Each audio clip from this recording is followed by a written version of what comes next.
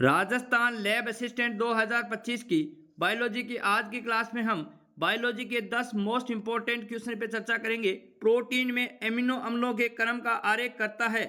MRNA, enzyme, nucleotide के अतिरिक्त कोई नहीं। प्रोटीन में जो एमिनो अम्ल होता है उनके क्रम का आरेख कौन करता है?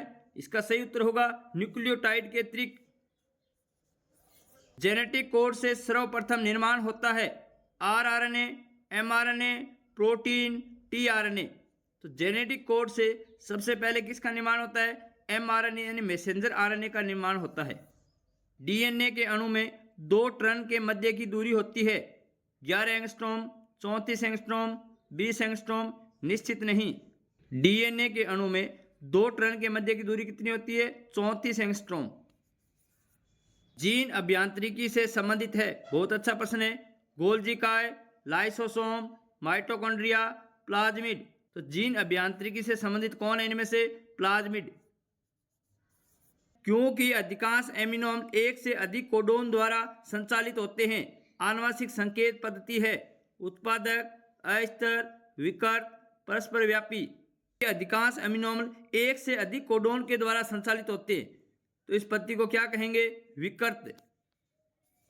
आनुवंशिक अभियांत्रिकी में होता है जीवाणु डीएनए पर रेस्ट्रिक्शन एंडोन्यूक्लियोज का प्रयोग एवं नए गुणों का निर्माण, डीएनए को तोड़ना व जोड़ना, कृत्रिम डीएनए स्ट्रैंड का संश्लेषण, उत्परिवर्तित गुणसूत्रों पर पूर्व कूट को बनाए रखना। आनुवंशिक अभियांत्रिकी में क्या होता है? इसका सही उत्तर होगा जीवाणु डीएनए पर रेस्ट्रिक्शन एंजाइम का उपयोग करके नए गुणों का निर्माण करना। 1992 का दवाइयों का नोबेल पुरस्कार एडमंड फिशर व एडविन क्रेब्स को उनके कार्यों के लिए मिला था।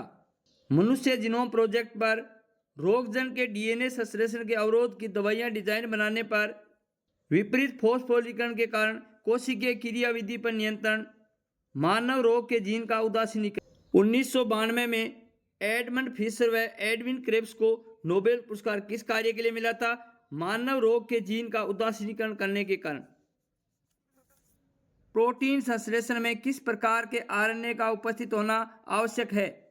टीआरएनए, एमआरएनए, आरआरएनए या उपरोक्त सभी? तो प्रोटीन संश्लेषण के लिए टीआरएनए, एमआरएनए और आरआरएनए तीनों प्रकार के आरएनए का उपस्थित होना अनिवार्य है। ऑपरेटर जीन किसकी क्रियाविधि को प्रभावित करता है?